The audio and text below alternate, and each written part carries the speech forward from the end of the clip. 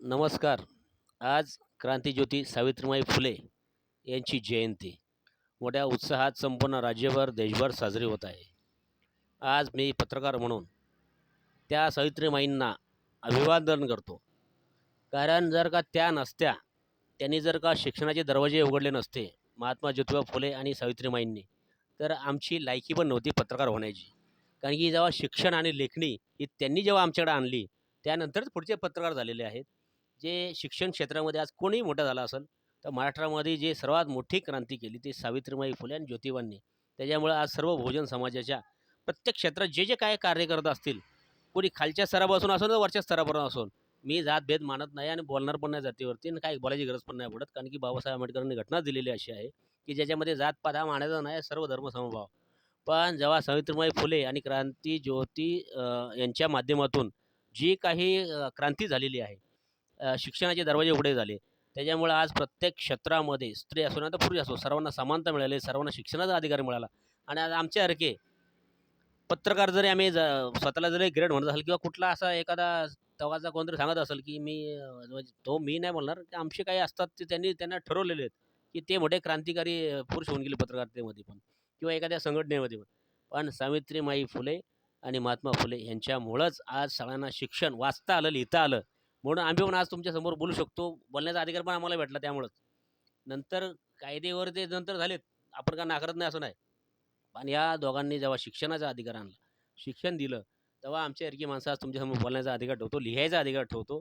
आणि नंतरचा जो काही सरकारी नियमानुसार आम्हाला काही अधिकार दिले, छापायचं वगैरे हे ते आम्हाला चालूच आहेत. पण महत्त्वाची जी क्रांती, जी ज्योत लावलेली आहे, त्या 2 महापुरुषांना आज स्त्रीवार वंदन करायचंच आहे.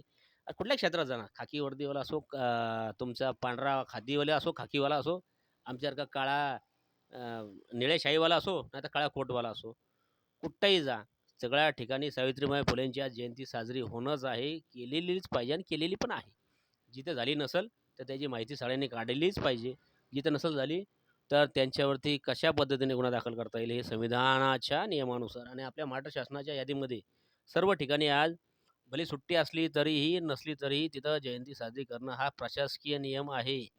गेले 3-4 वर्ष राजकीय कपली प्रशासकीय राजवट होती ती गेली आता. आता लोकशाही आलेली आहे. जयंती साजरी केल्याचं प्रत्येक ठिकाणी दिसलंच पाहिजे. ही माझी प्रामाणिक भूमिका आहे.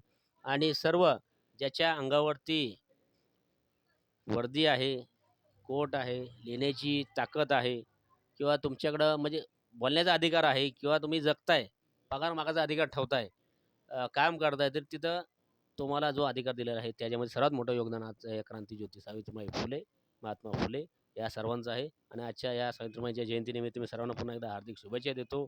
आणि सर्वांना पुन्हा एकदा एकच सांगतो, की ज्या ठिकाणी अन्याय होत असेल, शिक्षणाचे दरवाजे बंद होत असतील, आज आपल्यासारख्या ठिकाणी आज खोपोलीमध्ये बघा ना, सगळे नगरपालिकेचे एक-एक शाळा बंद करायला घेतल्यात. काय कारण काय हो? कारण नसताना आणि अनधिकृत शाळा तिथं बिनधास्त चालल्यात. काय-काय मॉलमध्ये, काय बिल्डिंगांमध्ये. त्यांना शासकीय परवानगी पण नाही.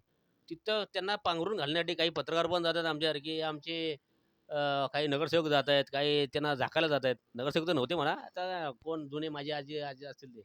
पण अनधिकृत शाळा पण आहेत ना, मग त्या का चालू ठेवतायत? त्या का नाही बंद करा? मग आमच्या नगरपालिका शाळा का बंद करायला घेतल्या तुम्ही साले? मला उद्देश एवढाच आहे बोलण्याचा, की ज्या सरकारी शाळा आहेत त्याच्यामध्ये गोरगरीब जनता शिकते. आज बाहेर देशातून आलेले, बाहेर राज्यातले सॉरी देशातून नाही परराज्यातून आलेले, आज ह्या सगळ्या झडपी आणि नगरपालिका शाळांमध्ये शिकतायत. आणि आमची पोरं मोठे चाललेत मोठ्या कॉन्व्हेंट-फन्व्हेंटमध्ये. अरे पण त्या शाळांना परवानगी आहेत का?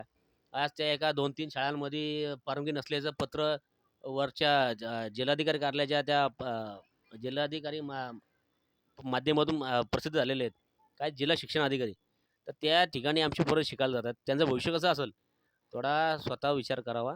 सावित्रीबाई ज्योतिंची फुलेची जयंती आहे आज.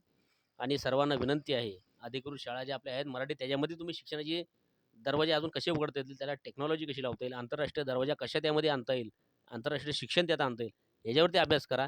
आणि नवीन अनुच्छेद सर्व सदस्यांनी त्याच्यासाठी भर घालावा, एवढी माझी विनंती आहे. जय हिंद, जय महाराष्ट्र.